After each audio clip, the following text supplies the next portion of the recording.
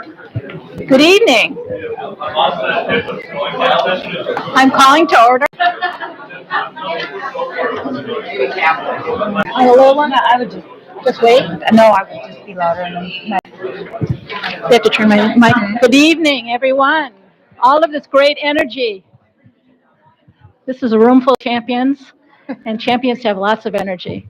But let me call us to order for the June 24th, 2025 regular meeting of the Northville Public Schools Board of Education. The Board of Education is with me at the table tonight. We are joined by Dr. R.J. Weber, our district superintendent, as well as the central office leadership team who sits here and guides us daily, often moment to moment, through the challenges that we deal with. So also welcome to the audience and the families and the athletes, their coaches, the athletic director, all of the people that are responsible for this stunning success of sports in the lives of our students. And we all recognize here at this table how important sports involvement is to the overall health and learning of the students in this district. So we are thrilled to be able to honor you today. But before we move into the agenda, let's all rise and say the Pledge of Allegiance. I pledge allegiance to the flag of the United States of America and to the republic for which it stands, one nation, under God, indivisible, with liberty and justice for all. Okay, well, we have some beginning demands on the agenda before we get into the fun stuff. So first, our roll call. Secretary Meyer. Yes. Hello. President McIntyre is absent, excused. Vice President Campbell-Voitel. I am here. Treasurer Stewart. Here. Secretary Meyer, I'm here. Trustee Frazier. Here. Trustee Mabry. Here. Trustee Maurer. Here. All right. So we have a quorum. Did we acknowledge that our president is excused? Okay. Very well. Next is item number 4, which is the adoption of our agenda. Secretary Meyer. I would like to bring forth motion 122 that the agenda be adopted as presented. Support. All right. Is there any concern with the agenda? Any comments? All right. So we have had a motion properly brought by Secretary Meyer and seconded by Trustee Maurer. If we're ready, all those in favor? Aye. And opposed? All right, the motion carries. Our agenda has been approved. That takes us to item 5, consent resolutions. Again, Secretary Meyer. Yes, I'd like to bring forward motion 123 that the board accept the consent agenda items for approval as presented. 5A, minutes of the June 17, 2025 Special Call Board of Education meeting.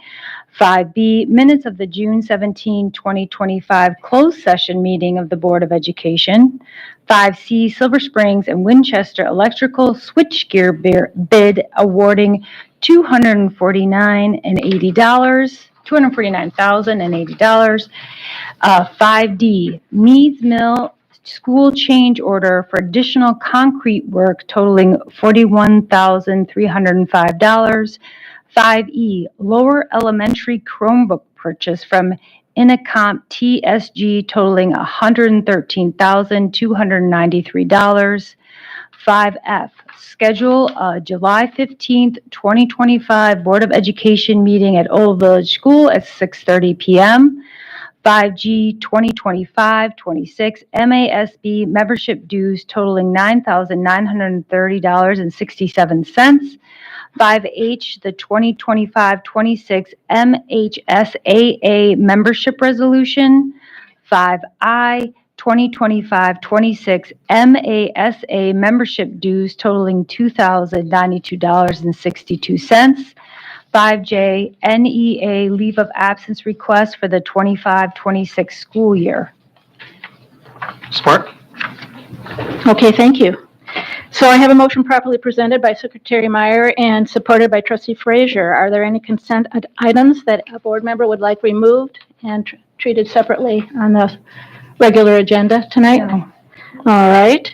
Just to acknowledge consent items are those which are routine and have been discussed in detail at previous meetings of the board. Thus, we are not in the position of having to have any further discussion, and therefore we review and approve those as a unit. So let's have a vote on the motion. All those in favor? Aye. And opposed? Motion carries. I just wanted to quickly bring up the membership dues for the MASB and the MASA. The MASB is the Michigan Association of School Boards, and the MASA is the Michigan Association of Superintendents Association. Both organizations provide training and advocacy supports for school boards and superintendents around the state. So I just wanted to point out what they were, because I threw out a lot of initials there. So just want to let people know what we were rejoining. Thank you. Important professional organizations that are worth the investment for us in terms of the resources they bring. All right, so this brings us to item 6, communications. Secretary Meyer. Yes, we have received communications at npsboe@northvilleschools.org. Okay. So now we are to the good stuff, which is the superintendent's report. Dr. Weber.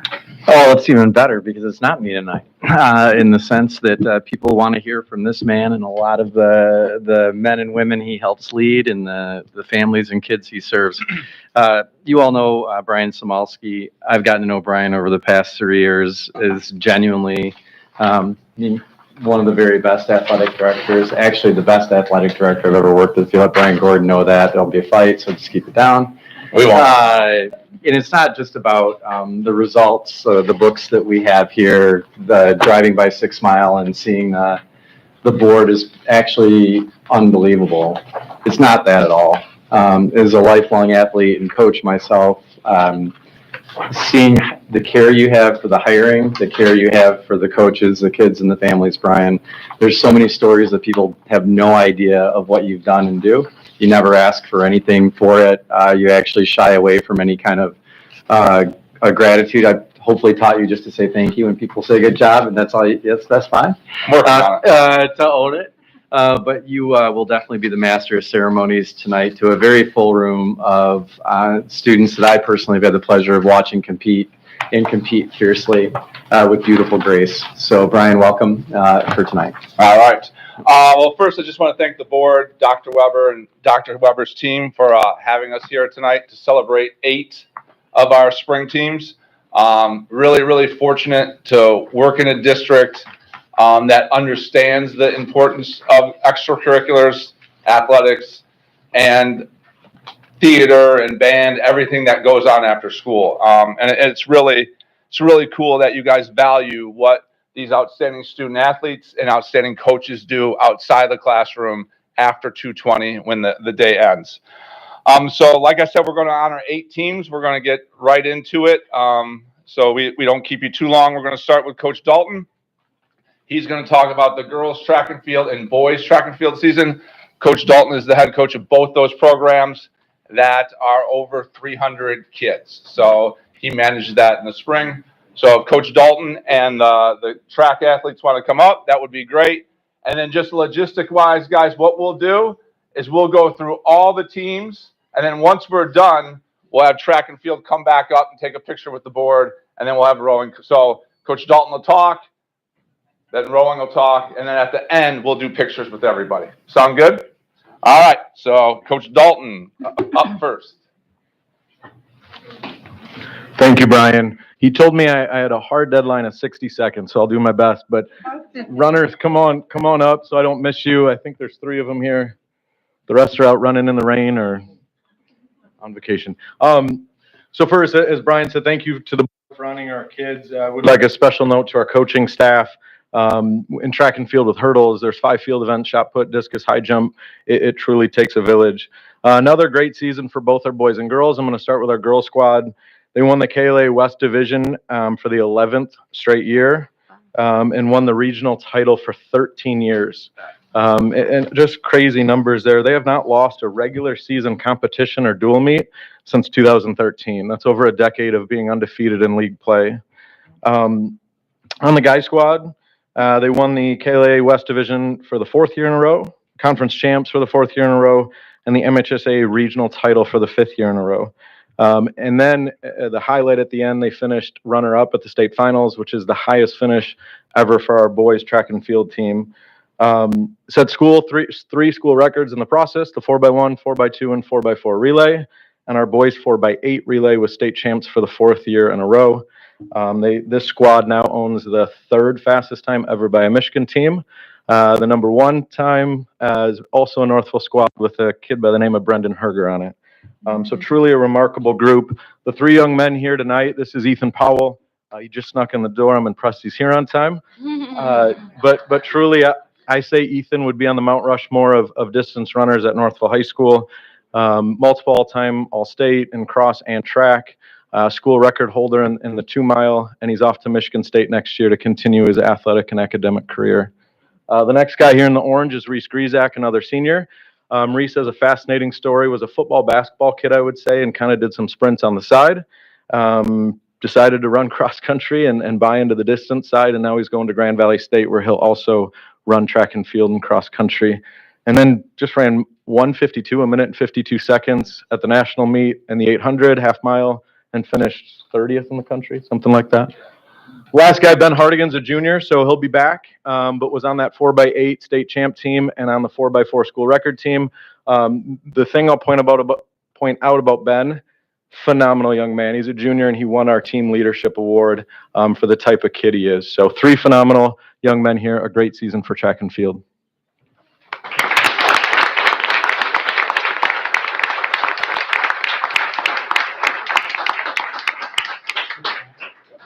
And hey, Mr. Powell, Ethan, I'm going to say that you have a quote in an article, in a newspaper article in the fall about cross country that I shared with my son because of your ownership of your freshman year.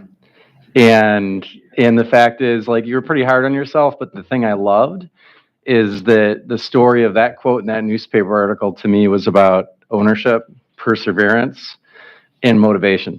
And so if you haven't read it, Google search it. It really is one of the most wonderful interviews I've ever read from a high school athlete in 33 years of doing this. So right on. Thank you.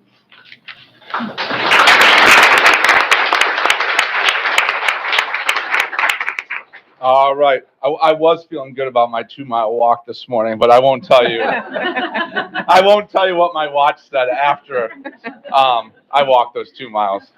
Up next is rowing. So if we could have all the rowers come up. Nick couldn't make it. He's out at Kensington rowing. So one of the student athletes is going to speak on behalf of the rowing team. If you know these guys, they're always working.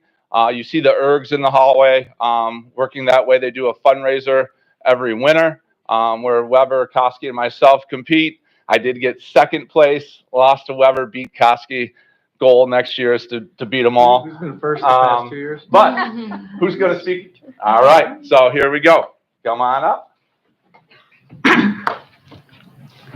Hello, my name is Callista Yee, and I'm in the class of 2025. On behalf of Northville Rowing Team, we would like to thank the school board, NHS administration, and the entire Northville community for their continued support of our program. This entire year was a great year for Northville Rowing. This spring, we've had a lot to celebrate, including the men's team state championship and the women's team state runner-up. These 2 titles were earned by the entire team, including state runner-up in the following events: men's 2nd varsity 4, men's 3rd varsity 8, women's varsity pair double, women's junior 8, and the team also took home state championships in the following events: the men's freshman 4, men's 2nd varsity 8. And the team also took home our 3rd straight state championship in women's varsity quad, men's varsity 4, and our 4th straight state championship in the men's varsity 8. Along with great showings at the state championship, the program also sent the most entries in the program's history to the Scholastic National Championship in New Jersey.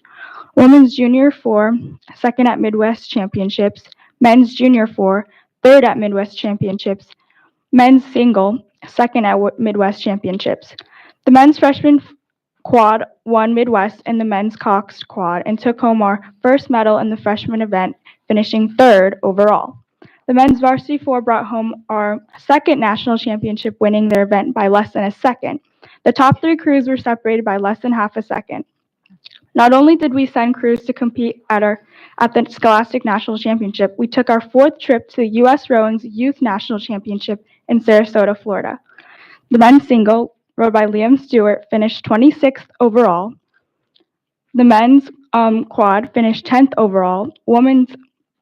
The men's four finished 10th overall. Women's four finished 5th overall. And thank you again for your continued support of our program.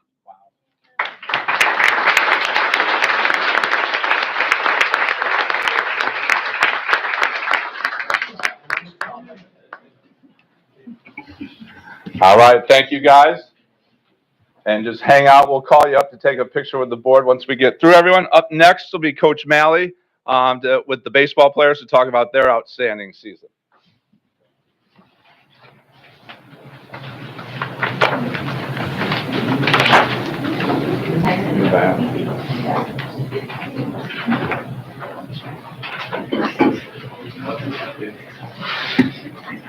Okay, good evening. Thank you, guys.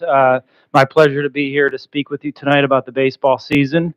Had a very, very successful season playing in an incredibly challenging league. We finished tied for second place in the KLAA West, and the winner of the KLA in the past 3 years has also become the state champion, which was the case again this year. Heartland, a very, very good baseball team that we played multiple times this year and did very well against. Very, very proud of how the boys performed all spring. We won our district, which I would say is competitive and maybe the best baseball district in the entire state, beating Novi in the finals. We were able to win a regional championship and lost a very, very good baseball game, 2-1 to Heartland in the quarterfinals of the state playoffs. So very, very happy with how these guys did throughout the entire spring. A couple things I would like to mention are really sort of baseball related, but off the field type things that the young men took part in throughout the spring and even before the season started. We put on a clinic for the youth coaches in Northville. There's probably 25 coaches that work with the NBSA. And the way that our boys interacted with the youth coaches and talked with them and demonstrated things with them, I was really taken aback by. I kept thinking about it throughout the entire winter. I think that was in February that we did that, and I knew we were going to have a really good season based on how I saw the kids perform that night in a environment like that. And we also did an incredible job with our youth camp, working with the young players from Northville, many of them Northville students and hopefully future Mustangs. I was so proud of how they did. And so even as much as the on-the-field success that they had, how they conducted themselves off the field was really fantastic. With me tonight that is here to share with us is 4 of our guys, 3 seniors, Alex Coe, Carson Eaton, and Sean Loving, and one of our junior players, Justin Klepp. All 4 of them had excellent seasons this year and were absolutely pleasures and completely wonderful to coach. So it was a great spring. Looking forward to more good stuff from the baseball program in the future. And we certainly made very, very good use of a wonderful new facility with our new field. It was awesome to be able to host our district playoffs and our regional semifinal game there. It's truly a great environment. Happened to take place during the school day, which was really kind of interesting since the weather was bad and there was a lot of students and staff were able to watch it. It was one of the more fun environments for a high school baseball game that I've ever been a part of. So that's definitely a standout memory. Final thing I would say, the team had a overall GPA of 3.5. So they take care of their business with the books as well, and I'm really proud of that. Thank you.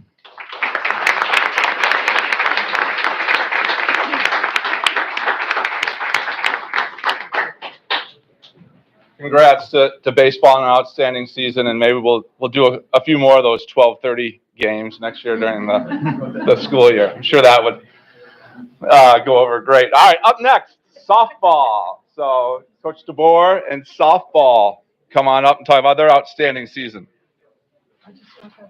Huh?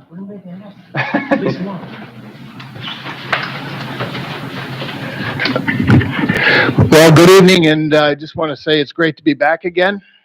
It's not easy to do. To come back, you have to embrace hard, and that's what the 2025 softball program and girls did today and this year. With me, I've got Coach Justin Gugala. Justin's been with me now for 3 years, and the 4 players that I have here today are senior Colleen Shrims. I've got junior Kendall Herron. I got junior Abby Pernello and junior Mary Gugala. A little bit about the season. I just kind of want to go back just a little bit. Last year was the first time I've ever been here, and that was coming off of a year that at that time was incredible. I called it special. We were 34-8 and set school records doing that. This year, this team finished 35-7. Went back to back in the KLA division championship or champions with a record of 13-1. First time that had been done since 2011 and 2012. They went back to back as KLA conference champions, the first time in school history, winning 1-0 over Salem, a team that we had to beat 2 times earlier in the division. They went back to back to win the division or district championship. Last time that had been done was 2008, 2009, coming back to beat Livonia Stevenson in the championship. We went on to regionals, and all we kept hearing about is the fact that, unfortunately for us, we were going to have to face the number 1 team in the state with the number 1 pitcher in the state who was going to Alabama, who hadn't lost, hadn't given up no more than 3 runs all season. So the girls knew what we were up against. The coaching staff knew what we were up against. Never a word of doubt. We just knew what we had to do. And it was probably one of the better games that I've ever been involved. I've been doing this for over 30 years, but these young ladies beat that team 1-0 and stunned a lot of people. We had to wait 2.5 hours before my game, and I can just tell you that I had hundreds of text messages from coaches all over the state, and they were all thanking Northville for doing that. We made it to the Sweet 16. Obviously, we lost in the regional final. We played 14 teams that were ranked in the state this year. We embraced hard by the scheduling, the coaches. We wanted to do that. We had a group of young ladies coming in, and we felt had the talent to do that. The team consisted of 2 seniors, 4 juniors, 2 sophomores, and 5 freshmen. They finished the season ranked 7th in Division I. They established 5 new school records, season wins at 35. Strikeouts by the pitching staff. Mary is part of that staff with a record or number of 303 strikeouts. Fewest walks allowed ever in history was only 76. And then something that we're real proud of, a couple years ago, we recognized an area of opportunity with what we had and the talent we had, and Coach Dalton, who does a great job with speed, though he always tries to take the softball players. But we didn't let him do that, and we focused on stolen bases. So 2 years ago, we stole 44 as a team. Last year, we set a school record at 82. This year, we set a school record at 108. So fast on the base path. As Coach Mallory said, academics are important. GPA for this class was 3.66. Just a couple things of the girls here. Colleen Shrims, who's our senior catcher, she caught a school record 221 innings behind the plate. She received over 3,600 pitches, and only 6 of them got by her. Just a phenomenal job. Kendall Herron, who was our shortstop, all-region player, made some tremendous plays, all-district player, I should say, all-conference player, led us in the middle. Abby Pernello was our all-region, all-district player for us as a DP third baseman. And then Mary Gugala, who was our ace again this year. had 23 wins, didn't quite come up to par. She only had 232 strikeouts this year from a record she set at 242. But very proud of this. The future's bright. Again, thank you for the beautiful the field. It's just great. Everybody loves it, and I enjoy it because there's no more raking going on, and it's a lot easier for me. But again, thank you for your support, and to the players and coaches at Northville. They all work together. Brian does a great job of asking all the players to work to get better every day, as well as the coaches. And everybody pushes everybody, and I think that's why you see the success you do throughout the whole school. So thank you very much. Appreciate it.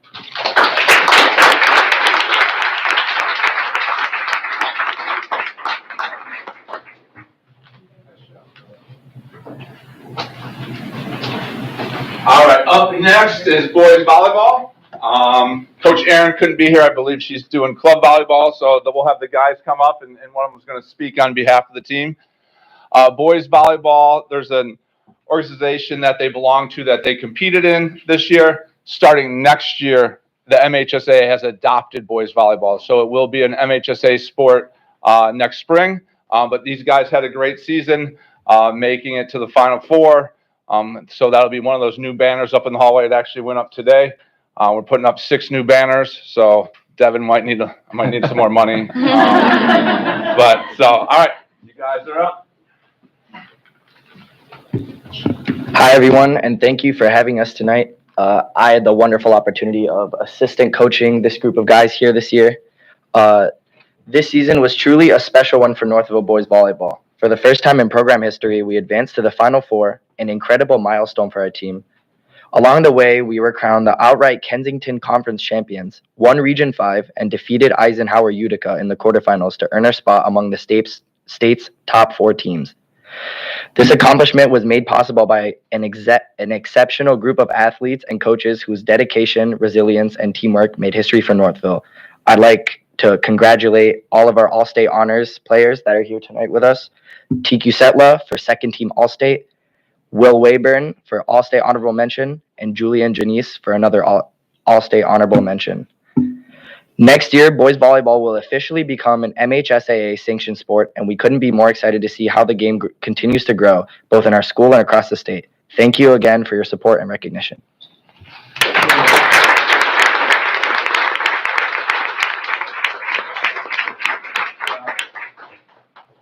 All right, up next will be our girls soccer team and Coach Reddy with any players that were able to come. 3 of 24. All right, there we go. All the soccer's in there.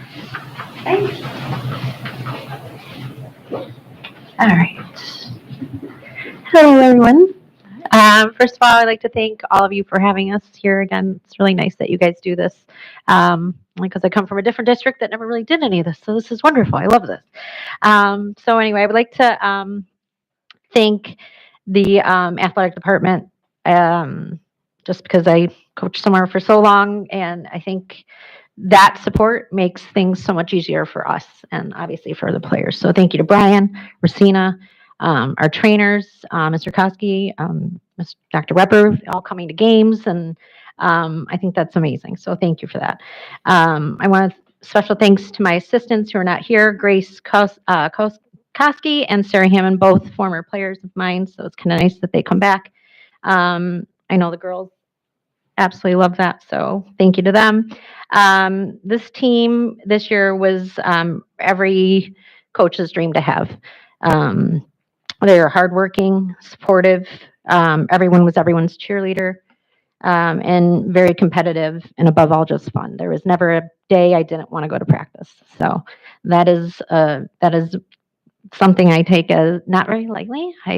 There are days where everyone doesn't want to go to work. There was not one day that I did not want to go see them. So love that about them.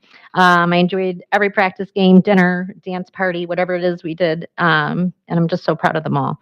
As you can see, I have 3 of them here today, all different grades actually here. So I have freshman, sophomore, and a senior. So, and that's kind of how the team is. I have all very mixed. I got pretty much even numbers at every age. So it's kind of nice, except a freshman. She's the only one. Anyway, they had a great season this year, finishing 14-5-3, second in our conference. They were district champs, regional champs, and had a tough loss in the Final Four. We had 14 shutouts, 16 goals against all season, and 53 goals for. I mean, 5 losses and 3 ties. I don't like to bring this up, but we kind of find it funny now is 3 of those losses came from the same school. Never had that happen in all of my 21 years of coaching. So in the district final, we were hoping we weren't going to play that team in the regional, and we were going to, and they could not wait. So that was a testament to that group. We're going to play a team for a 4th time. I thought this would be awful, but they were like, nope, we want to play them, and they beat them. So that was amazing. So that was probably my favorite win of all season. We had 7 all-conference players this year. We had 8 all-district players. We had 4 all-region and 4 all-state. 3 first team, which was Ava Unger, Amelia Darren, and Simran Magnin. And then we had 1 third all-state team player, which was Macy Gugala, who's not here today. We also have 1 dream team player this year, which is the top 11 players in the whole state, and that was our goalkeeper, Simran, which is a pretty amazing award. So we had 19 scholar athletes on the team, 9 players with a 4.0 or higher, 13 of them with a 3.8 or higher, and they did win the all academic for the state at 3.76 as the team's GPA. So pretty smart girls too, so which is nice. A couple of things I do like to mention is that I know Simran's not here, but I started here 4 years ago. This is my 4th year. With kind of like this whole group, there's a couple girls that I started with who are now graduating. And in their career here, they've only had 14 losses. They've won 3 regional championships, been to 2 Final Fours and a state final.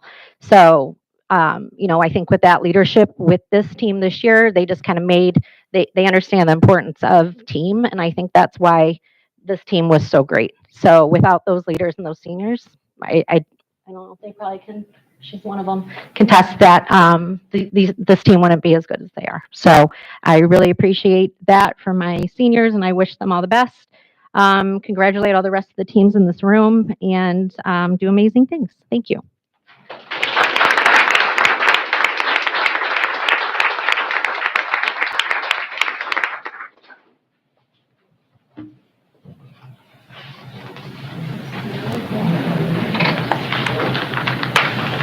All right, a cool story about that team they talked about was Brighton, that they lost 2-3 times. And the 4th time, we scored 3 goals in the last 5 minutes of the game. So for any of you that know soccer, I stand and watch a lot of soccer games for 80 minutes and no one scores a goal. So 3 goals in the last 5 minutes. It made the hour and 10-minute drive back enjoyable. All right, the last team tonight will be our MHSA State Championship girls tennis team. So if Brenda wants to come up with the girls, that would be great.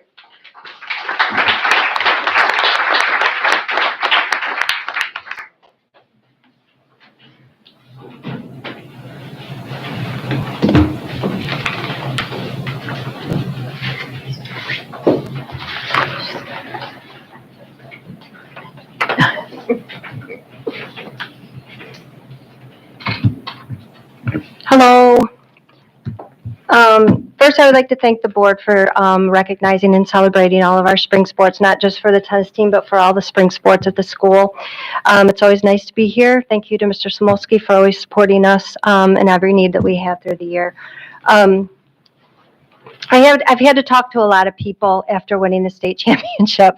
That's something I love to do, but I had to talk to a lot of people. And I think after the reflection and talking all that out, I came to the conclusion that the best words to describe our season is a journey and self-discovery.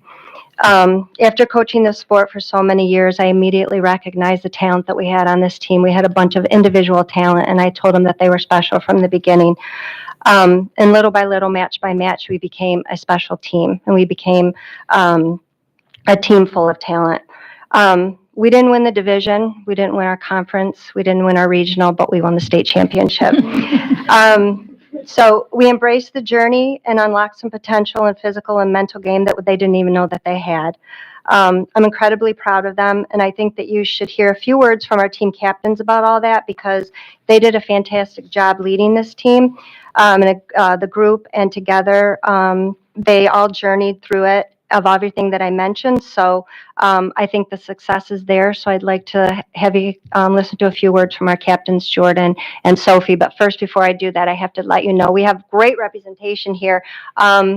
We have Jordan, who played one doubles. She was awarded honorable mention all state.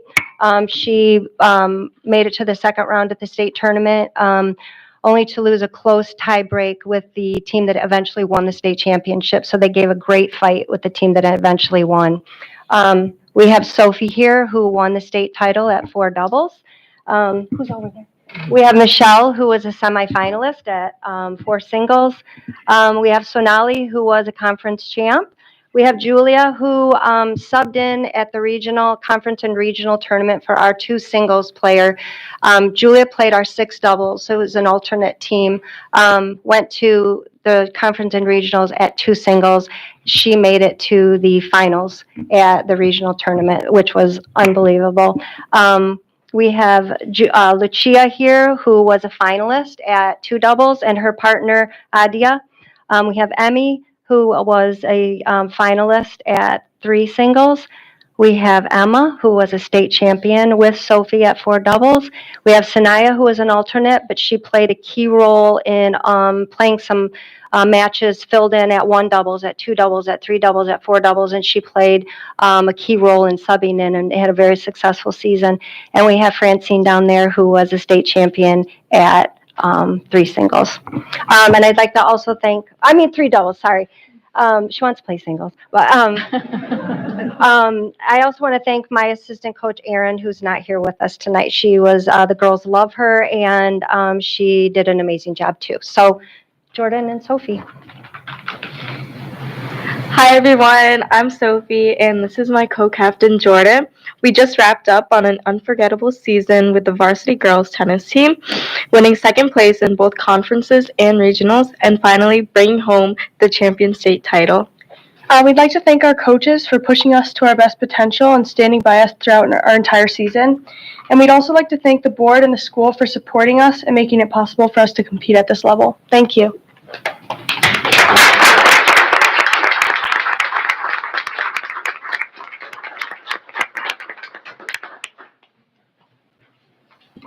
Before we do pictures, just wanted to point a few things out in this.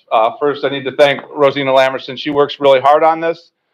This is just sort of our end of the year report. I'm not going to go through all of it, obviously, as that would take too long. Just wanted to point out a couple things.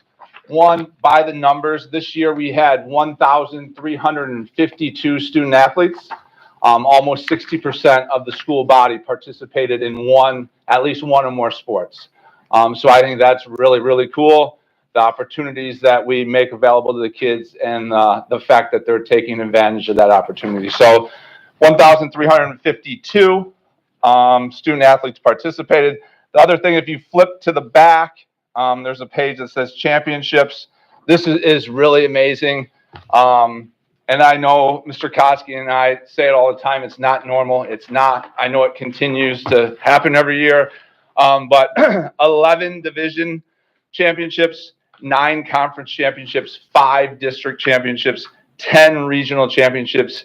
8 of our teams finished in the top 4, and then 5 state championships this year, which is just absolutely incredible. Again, some schools don't win 5 in the history of their school. So very, very fortunate just to be part of the team in Northville athletics. But really more importantly than that, and Megan, are you the clicker person? Can you go 2? I think. No, forward, sorry. One more. So more importantly, Boom. This is really, really impressive to me. So we have 35 programs in the athletic office. Out of all 35 of those programs this year, they are all 3.0 or higher. So our coaches, our student athletes, the department really embrace what educational athletics is all about. They're not only outstanding on the field, in the track, in the pool, whatever their venue might be, but they also are outstanding in the classroom. And I think that's a true reflection of our families, our student athletes, and our coaches. So I think that's really important. And then just one more slide, Megan. Scott talked about it. We talk about getting better every day. There's a QR code in the front of that end of the year report. This is something new that will be in the athletic wing. There'll be an interactive TV where you can touch it. If you could hit that link, Megan, this is just another way for us to highlight our student athletes and what they do. And so it'll be a virtual TV in the hallway across from Mr. Dalton's health classroom. There'll be a video going all the time. But then Megan, could you click state championships up there real quick? And we'll continue to put things, but there's all our state championships, and you'll be able to scroll through those and do all that. So again, getting better every day. We're always trying to get better, and this will be the new thing that we're working on this summer. So it's a lot of fun work and cool, and we'll continue to add stuff on there. So look for that in the athletic wing. And once you have the QR code, you can see it as it gets updated, and that's in the book. So again, thank you for having us. Super fortunate to just be part of this team in this district. And really enjoy coming to work every day. So picture time. Let's go the order we went. So before we hit pictures, just quick. I'm going to tease this because this is something that no other athletic director I know would embrace. Here's the tease. So for the families who are here and who will be here next year, the commitment to the intentionality behind supporting our kids mentally is exceptionally important. And right now, Mr. Smalski is working on programming for parents of students in extracurricular activities, including athletics. And the initial name of it is Mentally Strong Mustangs. And it's there to provide parents and students who are in extracurricular activities the additional support they may need. How to navigate the performance anxiety, how to prepare yourself for a performance, what to expect after high school, and so on. And we're very excited about that. And it goes part and parcel with our commitment to truly being one of the best school districts in the country, not because of only grade point or state championships. Those things are beautiful. They're ephemeral. The rest of your life is what is truly important. And we want you to matriculate through Northville and emerge really healthy, really strong, and ready to get after life. So I can't wait to see more of that in the future. As far as run of show now, what we're going to do, Megan, if you could go back, or Ken, in the slides, let's start with track. And I'm going to invite the parents to come up, and you can stand right behind our team here if you'd like to take pictures. Every team, including Mr. Smalski, don't even try to get out of it, will be up here with the school board standing behind them. So if we could please start with track, boys and girls, that would be great.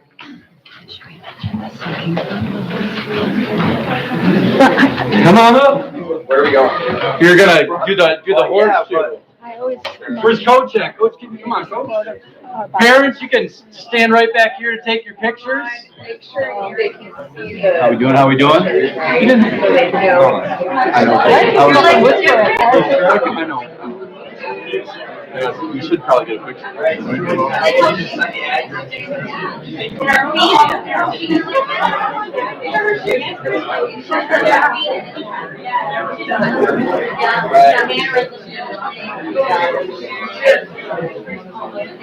You guys get him? Thank you so much. Thank you. Good work. And then next, rowing. Oh, rowing, come on down. I think there might be somebody who wants to be right next to you.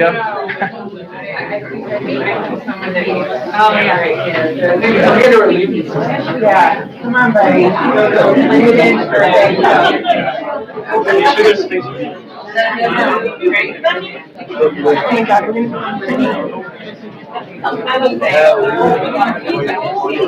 And let's get them settled. One thing I'm very particular.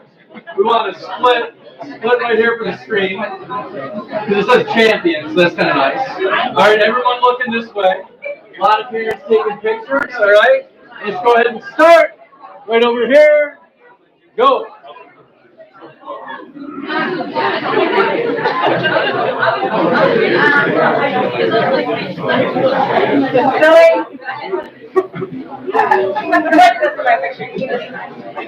Right on. Well done. Champion.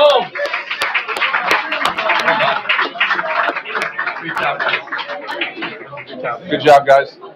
Baseball be next. Baseball. Nice job, guys. Hey, did we say that we mentioned this coach here? You want to?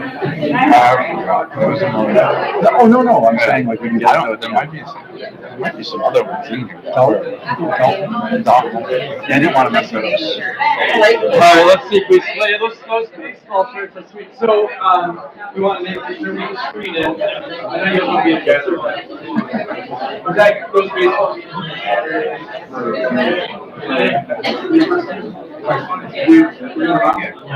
You were that first game.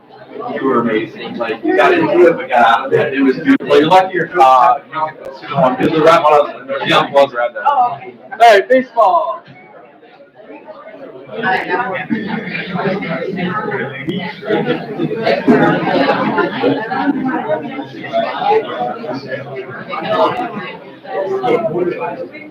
All right, proud parents. Well done. Nice job, guys. Well done. Good luck going forward. Good luck going forward. Awesome. So, hey, I'm so proud of you. Softball be next. You hear what I'm saying? Okay. And I know why. Thank you. Thanks, man. I'll see you on Thursday. All right. Softball. We split the screen. Sorry, we'll take the rest of the exam. There we go.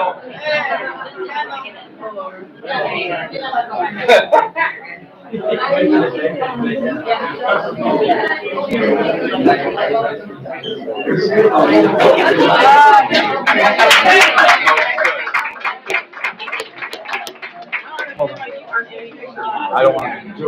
Boys volleyball up next. It'll slow the process. All right, volleyball. So this will be MFSA next week? Yeah, next spring. What time of year is it? Spring. Yeah.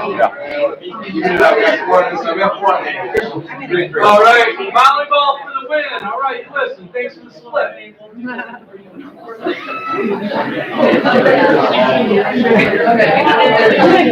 All right, well done. All right, great job, guys.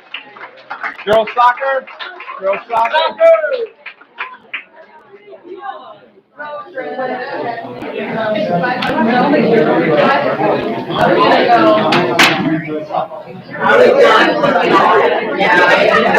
right, right up here.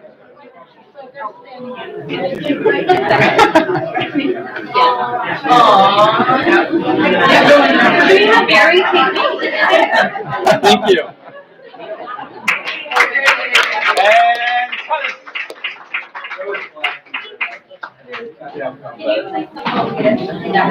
I don't want to play their game the past 2 years. And as tennis comes up, I was remiss. Where's Brenda at? Once you get set up there's something I forgot to say. Yeah. Would you like to? No, you can. I'm talking about the hot water. So, for those of you still here, if I can have your attention, one thing we did miss is there's an accolade that the coach did not mention, and that is you were looking at the Coach of the Year for the state of Michigan as well.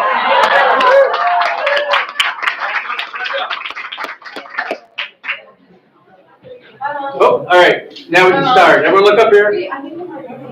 And you stay as long as your parents want you.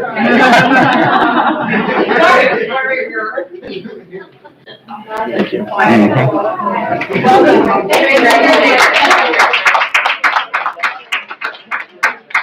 We don't have to the Kelly update. Nice to do that next. Nice job, girl. Good job. Good job. Yeah, mine.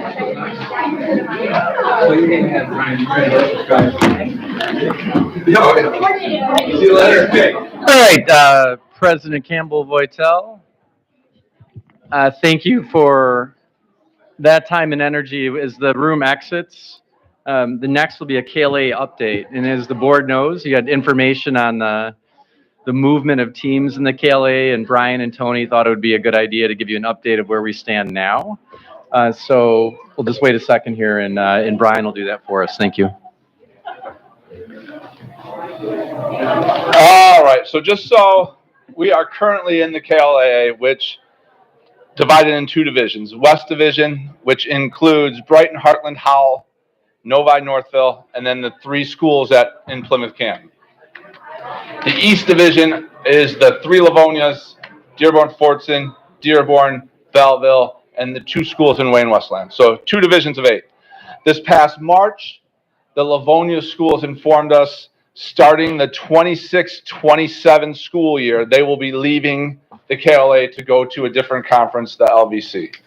So that has put us in some transition. We have a few options. One, we've opened it up for teams to apply. The deadline is July 1st. Those teams, I actually am the KLA president. Those teams actually have to apply to me. We've had 2 teams apply so far. Monroe and Dearborn Crestwood have applied. And the ideal is they would replace 2 of the 3 Livonia teams. So there's that option. As a league, we would vote on that to determine if we want to accept them, not accept them. Is 8 and 7 a good idea? That's one of the options. Another option that is picking up steam lately is a merger with the SEC. The SEC is the Southeastern Conference. They are in 2 divisions, a red division and a white division. The red division would be the 3 Ann Arbor schools, Saline, Dexter, Bedford, and then their other one is Monroe, which Monroe wants to leave and come to us. And then they have another division of 7 very small schools. We would never play them. Chelsea, Pinckney, Jackson, Adrian, Tecumseh, to name a few of those. So they would sort of be their own thing. All those schools are under 1,000 kids.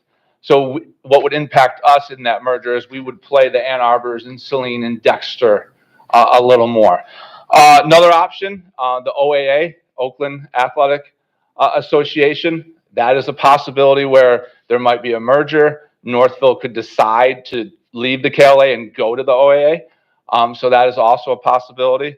And then the other possibility is we just stay with the 8 in the West and we become our own conference and go from there. So those are sort of our options right now that we're working through.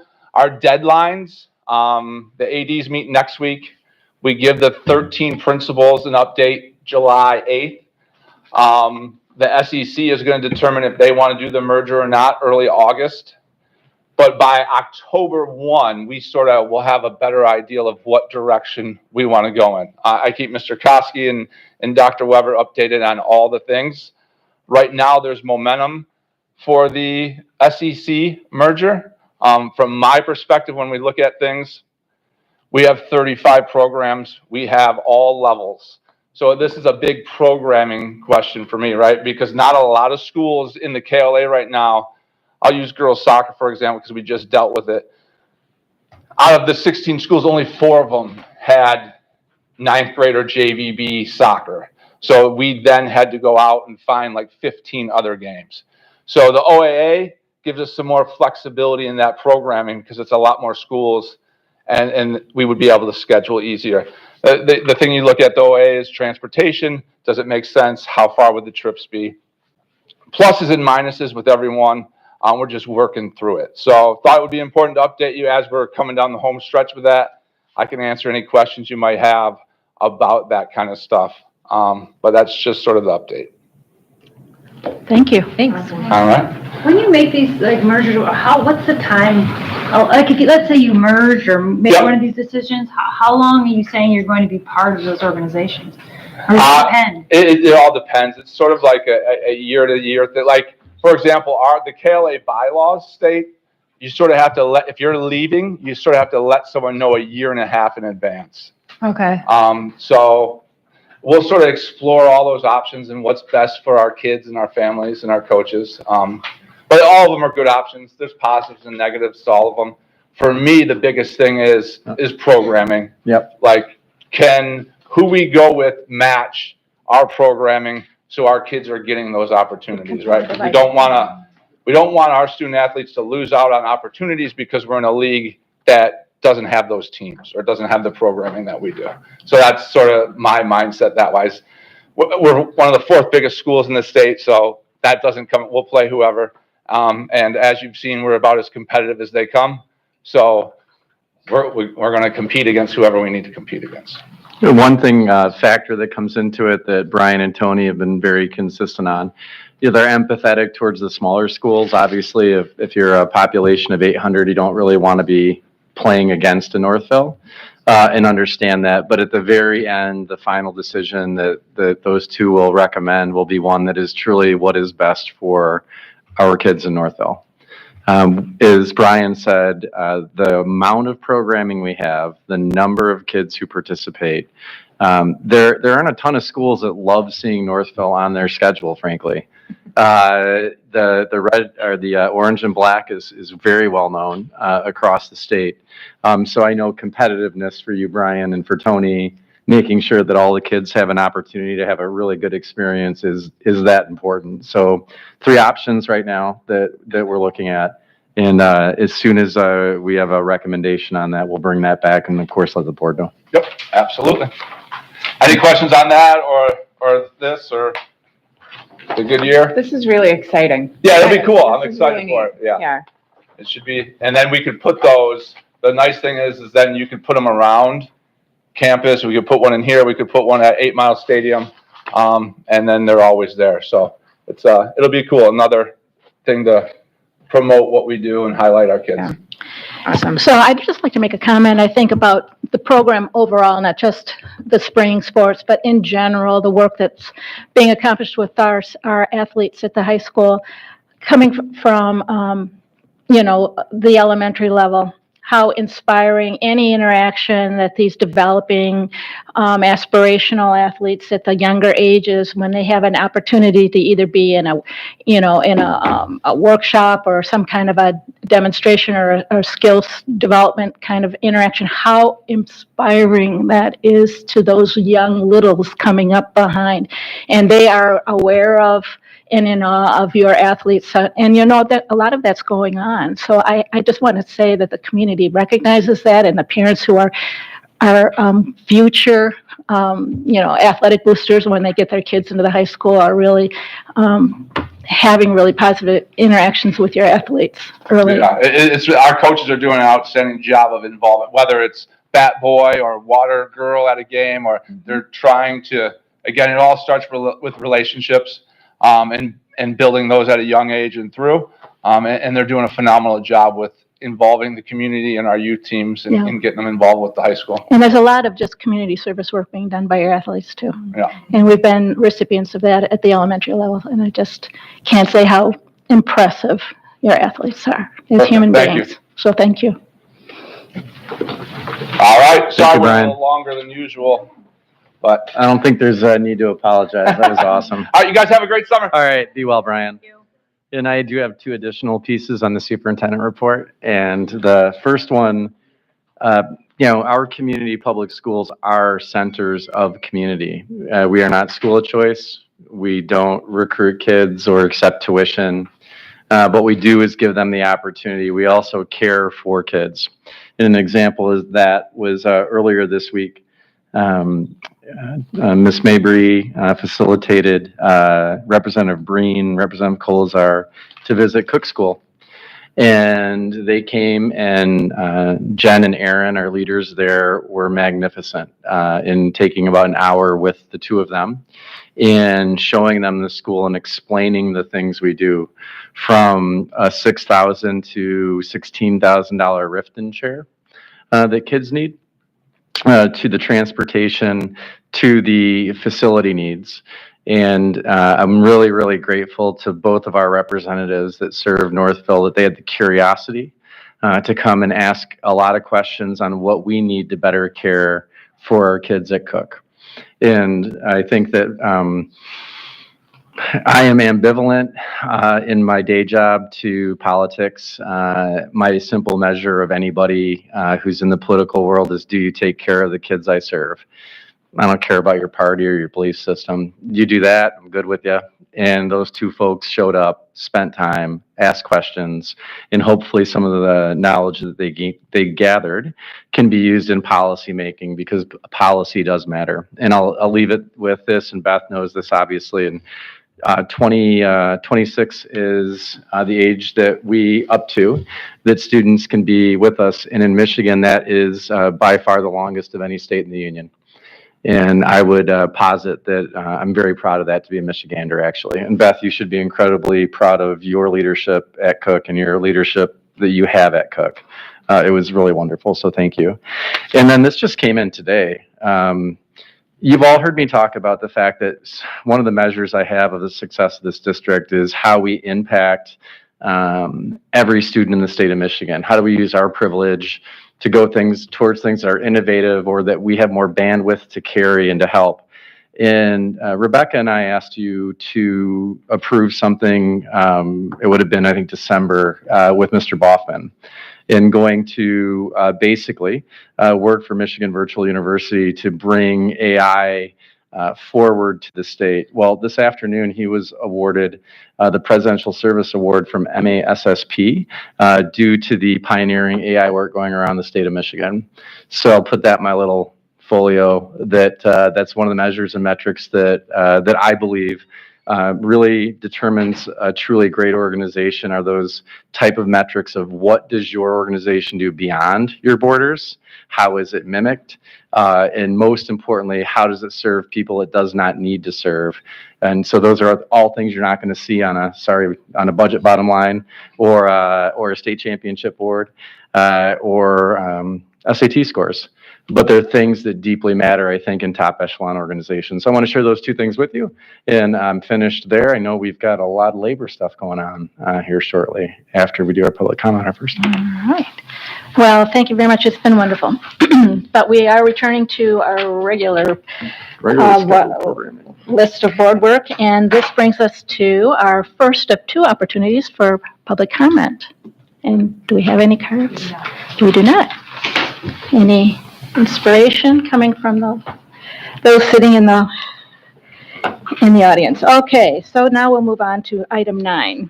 Yes, I would like to bring forward motion number 124, that the board award a 1-year probationary NEA teacher contract to the following 2025-26 school year as presented: Megan Mazur and Margaret Parks. Support. All right. So I have a motion properly presented by Secretary Meyer and supported by Trustee Meredith Maurer. Mr. Sumner, do you have some guidance for us in the details? If I get a mic? Oh. We all got a mini lesson ourselves. Helps when you turn it on. Yes, thank you, Vice President Campbell-Boytel. A lot of exciting stuff going on here this evening, including the recommendation of 2 additional teacher hires. First is a first grade teacher at Winchester, Megan Mazur, who was here earlier, couldn't stay with us for the entire meeting, but she's a native of Michigan, but has spent the entirety of her teaching career in the Indianapolis area, teaching in a first grade classroom. She did complete her bachelor's degree here at the University of Michigan in elementary education, and then pursued and completed her master's degree from Ball State University in reading and literacy. Just a real important area when you're talking about a first grade teacher, that early literacy, and so her having that background is definitely a benefit. As her family looked to relocate back here to Michigan from Indiana, they just recently moved into Northville.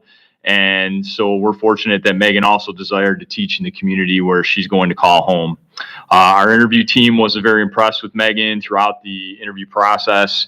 Her passion and her heart for both children and teaching was evident, and her references raved in that same vein.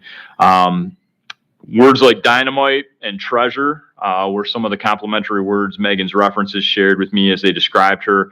One of her references shared how much Megan loved children and finds the goodness in all of them. So we're excited about Megan's addition to the Winchester team and are recommending her for hire accordingly. And then our other recommended hire for this evening is Maggie Parks. And I did see Maggie back there. And Maggie comes to us for the Hillside Middle School art teaching position. And she had the opportunity to interview with us twice, essentially. Once during her student teaching this winter, and did outstanding job throughout her student teaching. But then obviously with the more formal interview process, Maggie rejoined us and interviewed through that process as well. And again, acquitted herself very well. She provided an art lesson as part of that process to a number of our Hillside students just last week. And it was really fun to watch. As soon as she walked in the room, a bunch of the middle schoolers were like, "Oh yeah, Miss Parks, Miss Parks." So that just spoke to the relationships that she developed while she was student teaching at Hillside. She's a graduate of Eastern Michigan University with a bachelor's degree in K-12 visual art education. She also spent last summer and will be doing the same this summer, providing art education to school-age children at Schoolcraft College as part of their Kids on Campus summer program. If you've heard of that, it's a very robust and great program that Schoolcraft offers. Similar to the response our own Hillside students exhibited when Maggie walked into the room during the lesson portion of her interview, Maggie's supervisor for the Kids on Campus program noted how well students took to Maggie and truly appreciated her. We're excited to watch Maggie forge her path in Northville Public Schools and bring her forward for hire this evening as well. So with that recommendation, on behalf of the Central Office Administrative Team, I recommend that the Board of Education approve a probationary contract for Megan Mazer and Maggie Parks for the 25-26 school year. And obviously you have the supporting reference documents in your packets. Thank you very much. Do we have any comments? I would say it just seems kind of cruel punishment that you made her come in and do like a practice lesson the last week of school. Mm-hmm. That seems like a rough interview process right there. She only had, what was it, 10 or 12 students, I think? There was only 10. Okay. Yeah, After school, they were all very kind to give their time to come in. Okay, I understand. Okay. It was a supportive crowd, thank Okay. goodness. But yes, middle schoolers, last week of school, I would agree. Yeah. Nobody's grade was hanging in. No. That's great. It's always wonderful to be able to capitalize on a student teacher that knows us, knows those kids, knows the terrain of the school, and that just really makes for a smooth transition. So that's wonderful. Are we ready to, let's see here, we're going to, where am I? So we've had our comments. Are we ready for the vote? All those in favor? Aye. Okay, opposed?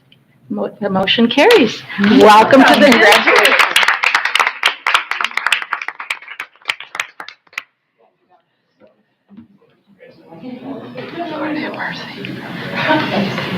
Okay. So moving along, although I think this is Mr. Sumner that's going to need to speak to the next item too. You get to do the motion. To start. Yeah, I know. I'm just holding the cadence a little bit just to let the proper comments. Okay, so Ms. Secretary Meyer. Yes, I'd like to bring forward motion 125 that the board authorize the administration to revise and update the respective employee manuals through the 2025-26 school year. A, technology operations and food service employees, and B, office support personnel as presented. Support. All right.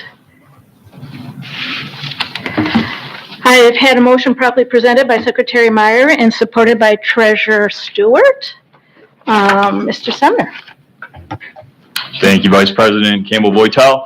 Yes, the district has reviewed benchmarking data for employees working in both our technology operations and food service or TOFS positions, as well as our office support personnel or OSP positions. Both are under respective employee manuals. And as a result, have made some minor adjustments to both the TOFS employee manual as well as the OSP employee manual to maintain alignment with current market conditions.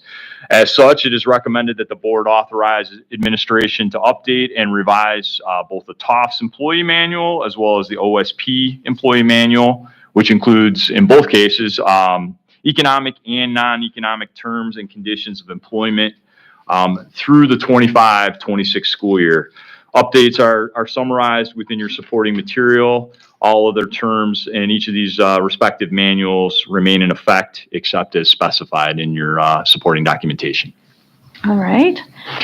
I just wanted to say thank you for, I sent several questions, so thank you for the really detailed response. And one of my questions, which I wanted to point out, was that under the OSP contract, there's 40 employees. And then under the TOFS, there's 73 employees. And I just thought it was something that we should all know, just who we're impacting here. Right? So technology operations and food service, those are critical to the Exactly. The ability to house and adequately educate our students. For sure. So, that's an important group of people. And then, what was the other one? Office support. Office support personnel. Oh my God. I know. Also critical. The Right. backbone of everything that we do are Yeah, right. the people, the employees in these. Yeah. They're the only people that know where the keys are. Exactly. When you go into school administration or even teaching, those are your first friends right there. Yep. Absolutely. That and the custodians. Yep. Uh-huh. You Yeah. want to befriend them right away. Yeah. Absolutely. All right. So why don't we go ahead and take a vote? All those in favor? Aye. And any opposed? Motion carries. Thank you very much. All right. Okay, I'd like to bring forward motion 126 that the board authorize the administration to approve the non-affiliated individual employee and central office leadership team contracts and wage scale as presented. Support. All right. I have a motion properly presented by Secretary Meyer and supported by Trustee Frazier. Ms. Pat? So now I need to know how many non-affiliated and Colt contracts there are.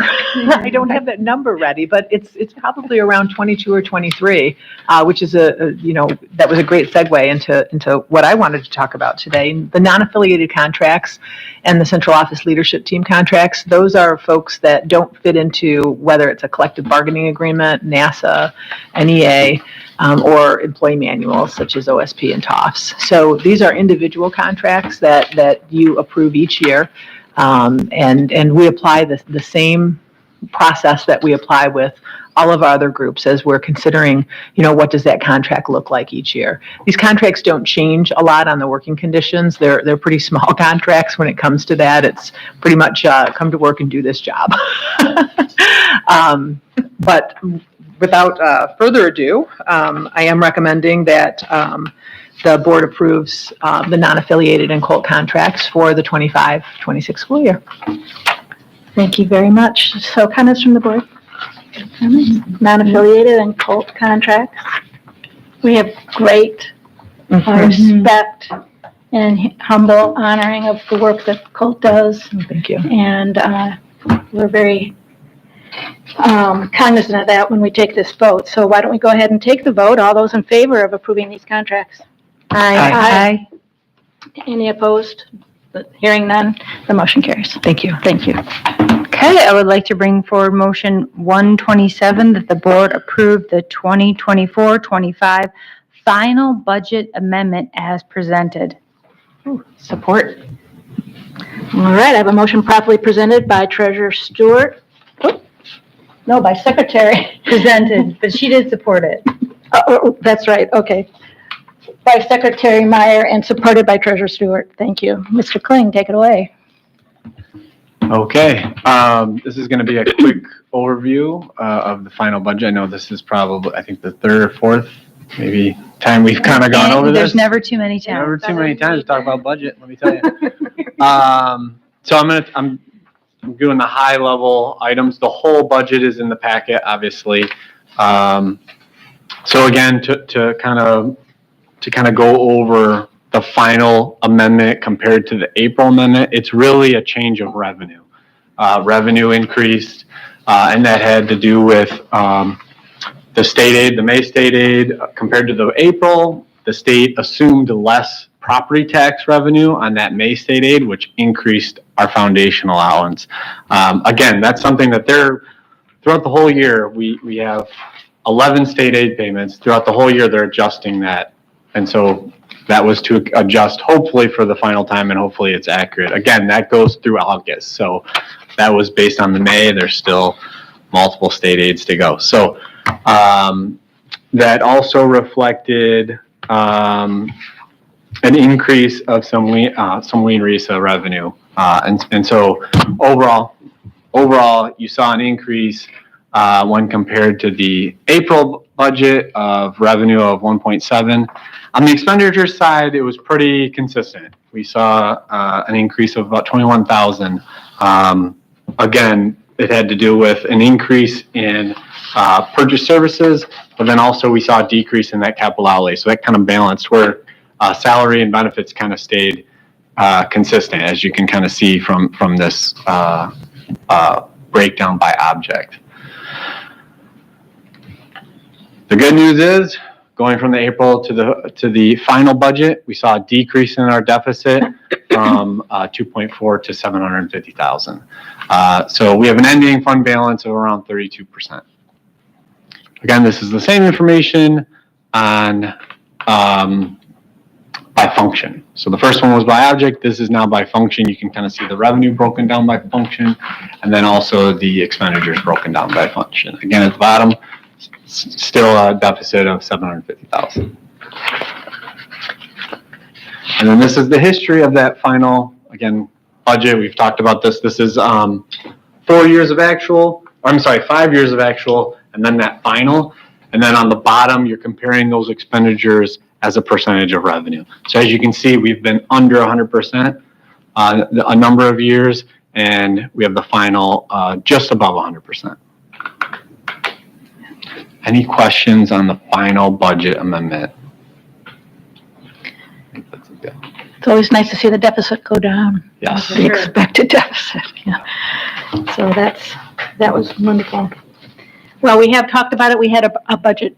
We've had multiple budget meetings over the last multiple board meetings. So we've had a chance to ask all of the questions, all of the learning curves that each of us bring to this. And we also are quite cognizant of the fact that the fiduciary responsibility of the school board is enormous, and we try to be good students. So thank you for your patience in helping us get better and better at our job. Do it. It's my jam. That's great. Okay. Any other comments from the board? All right, so we're ready to call the vote. All those in favor, say aye. Aye. And opposed? Hearing none, the motion carries. Thank you very much. All right, so we're now on to, excuse me. Let's see here. Here's my list. What number are we on? 13? Okay, very good.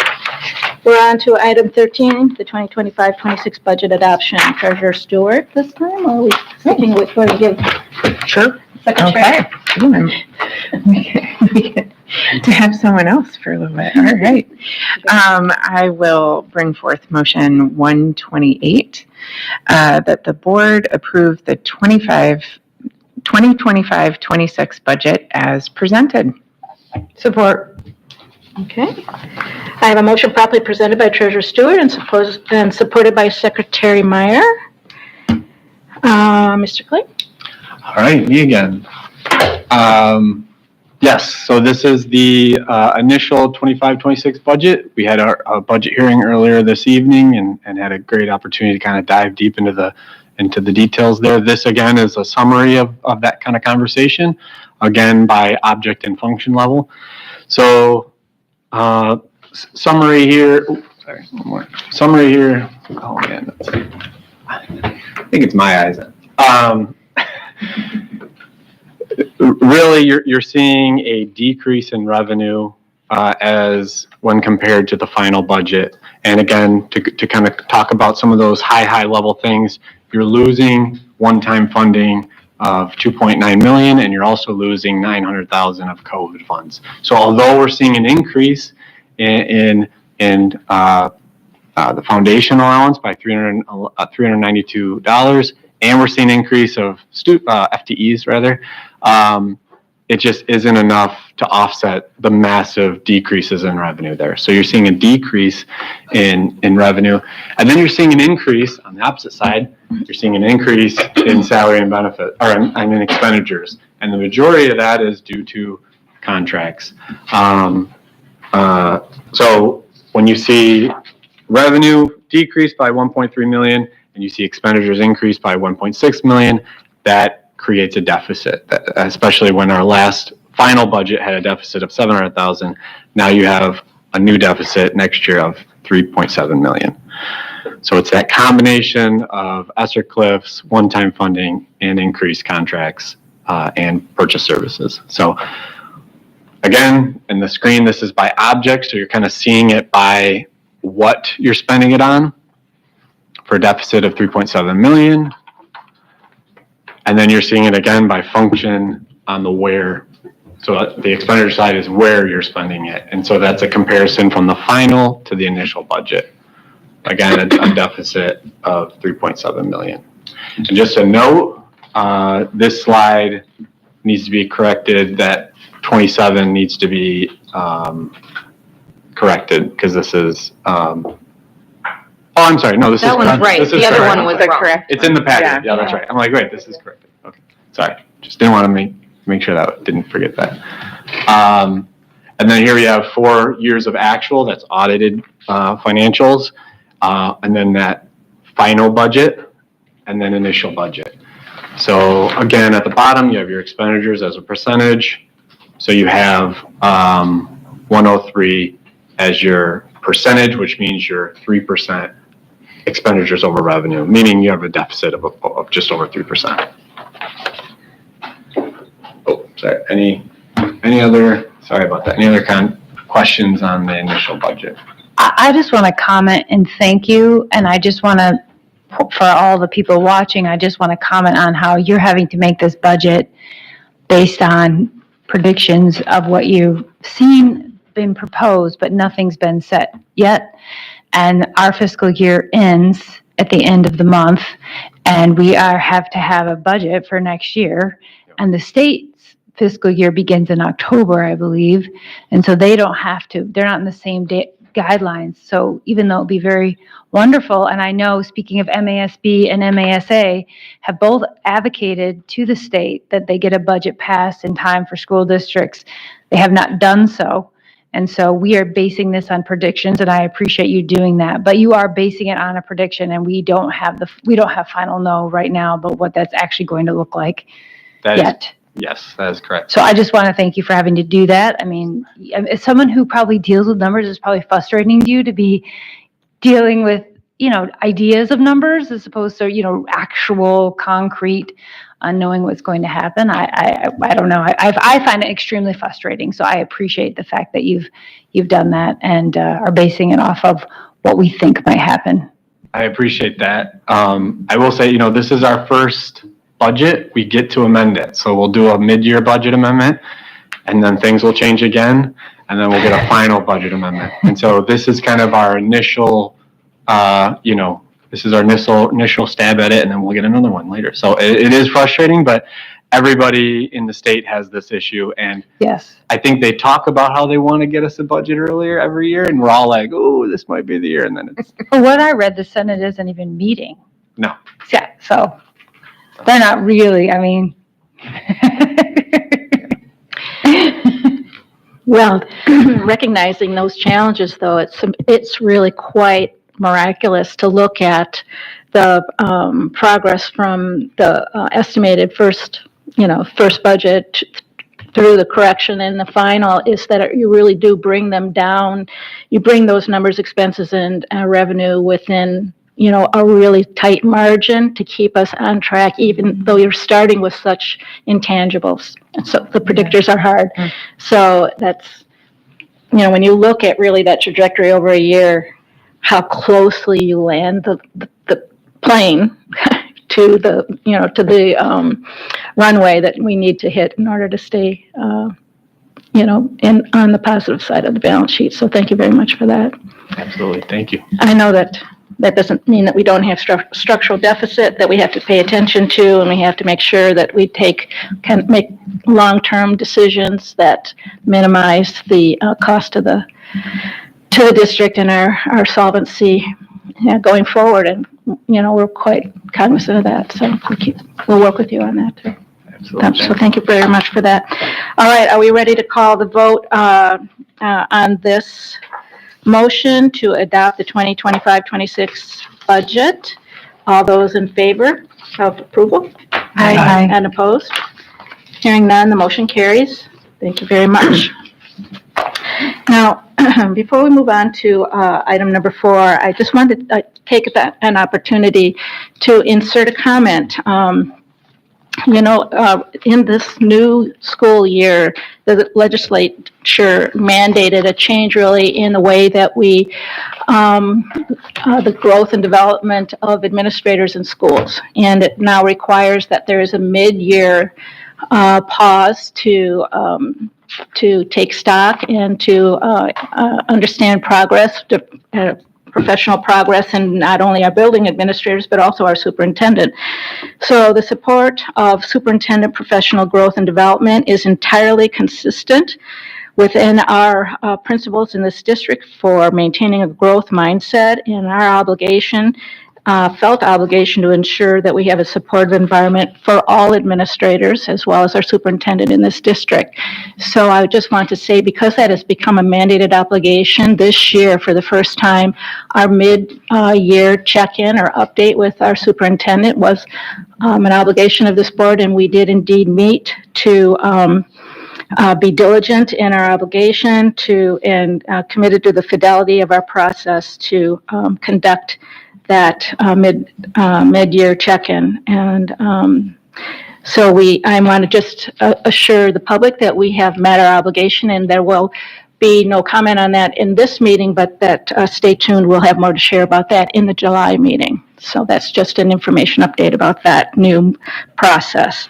So before we move on to item number 14, superintendent contract, Secretary Meyer. All right, thank you for that. I'd like to bring forward motion 129 that the board approve the 25 to 28 superintendent contract as presented. Smart. Okay, I have a motion properly presented by Secretary Meyer and supported by Trustee Frazier. Ms. Peck, do you have comments to make?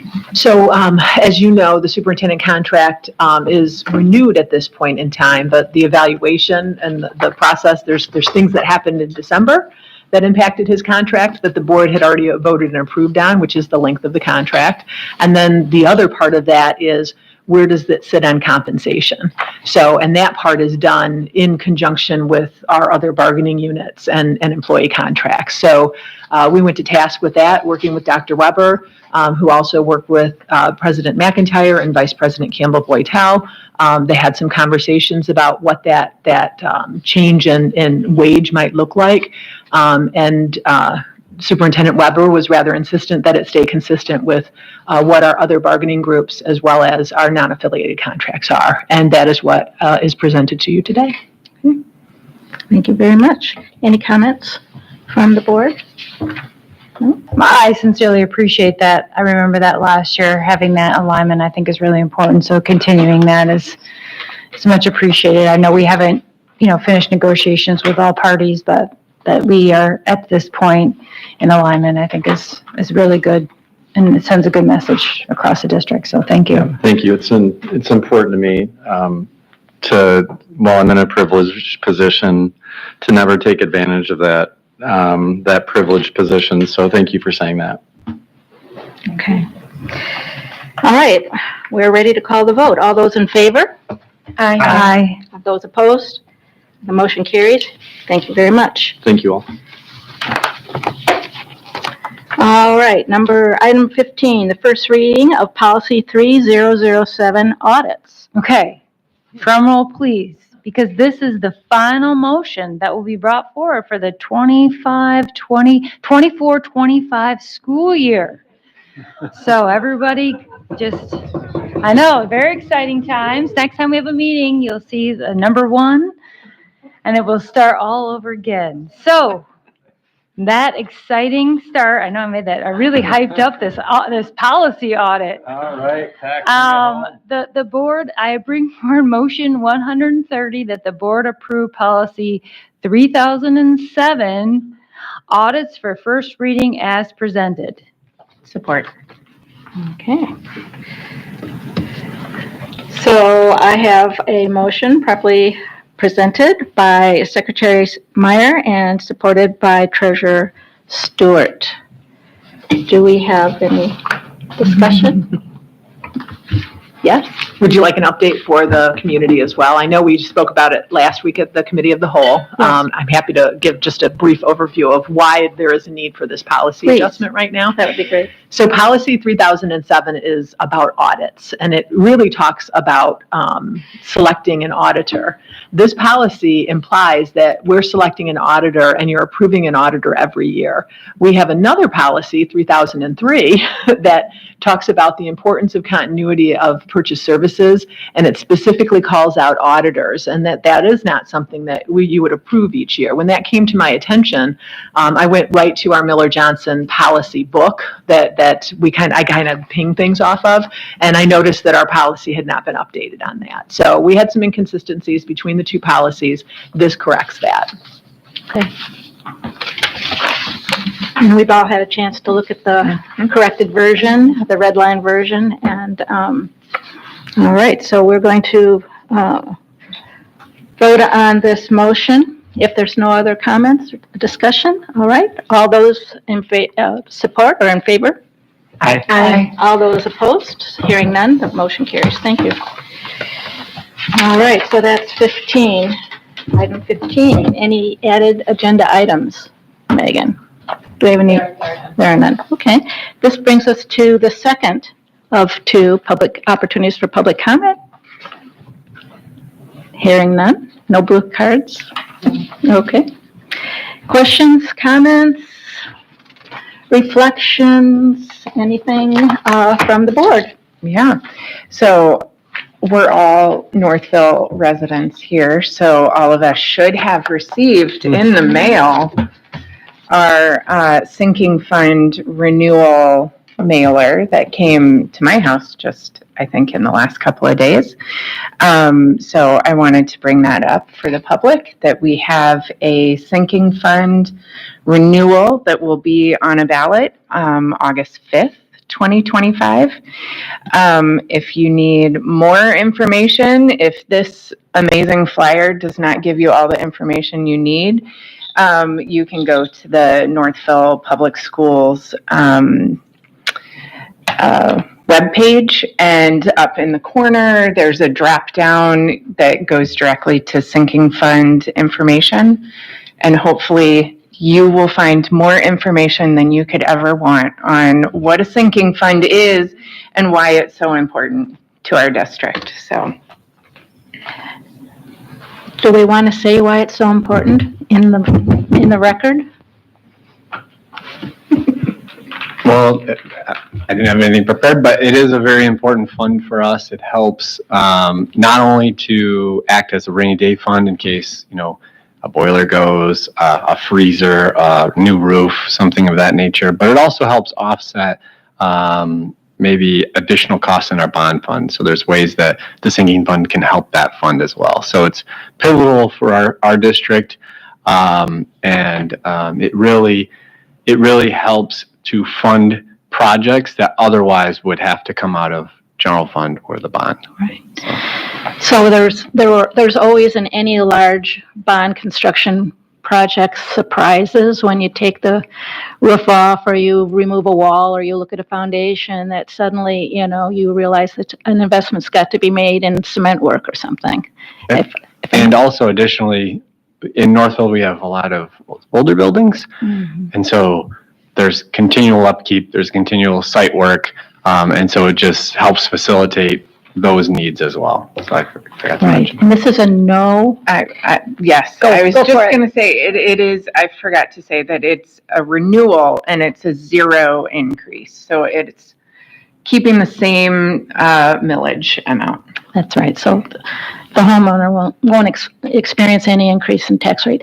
And that was purposely discussed, and we chose to do that out of respect for our community. So we're very grateful for the support of our sinking fund so we can maintain the facilities that enable not only, the stellar academic performance, but also the kinds of athletics and successes that we had here tonight in our meeting. So it's vitally important for those of you who are catching up with this meeting online later, and not in the audience at this moment. But I can't overestimate or overstate how important this is to our district. So we'll look forward to support. Thank you for bringing that, Melissa. Thank you. Any other reflections?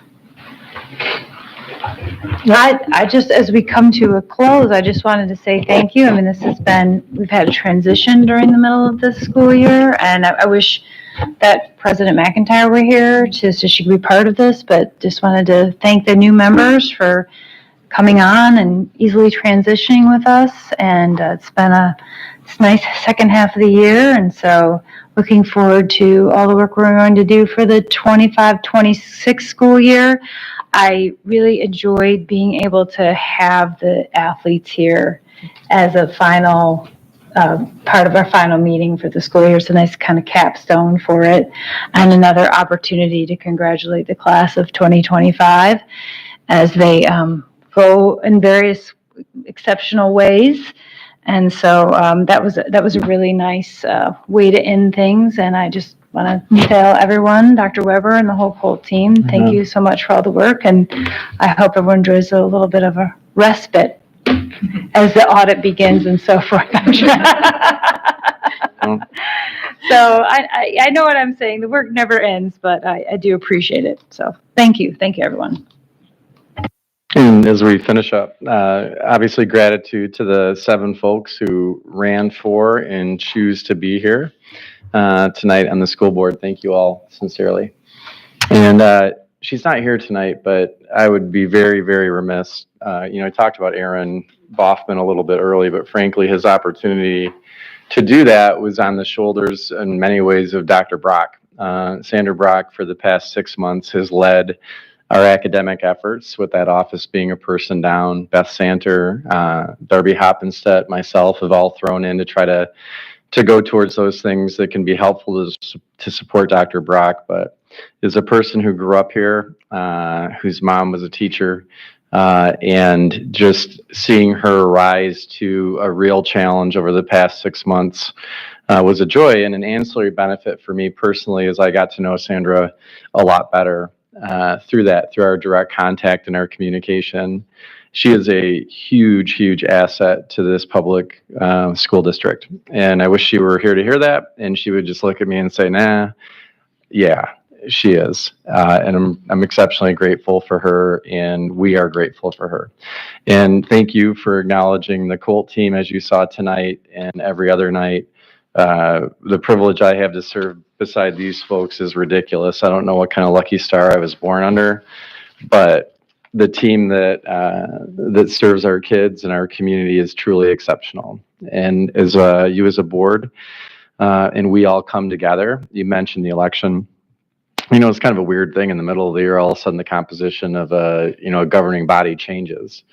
And finding your own way as a group of 7 to find your way through into good things is important, and I hope we can continue that. Having unfortunately seen degradation of boards throughout the country, especially since COVID, one thing that I've really, among many, that I've really enjoyed here and not taken for granted at all is that at the end we know the real work is for 7,000 kids, and that's it.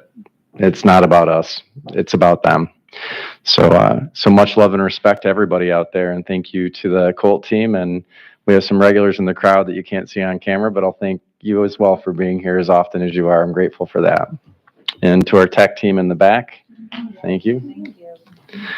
So that's all I have. Well, thank you for everybody's wisdom tonight, and we have completed our agenda, and I call this meeting adjourned at 8:10.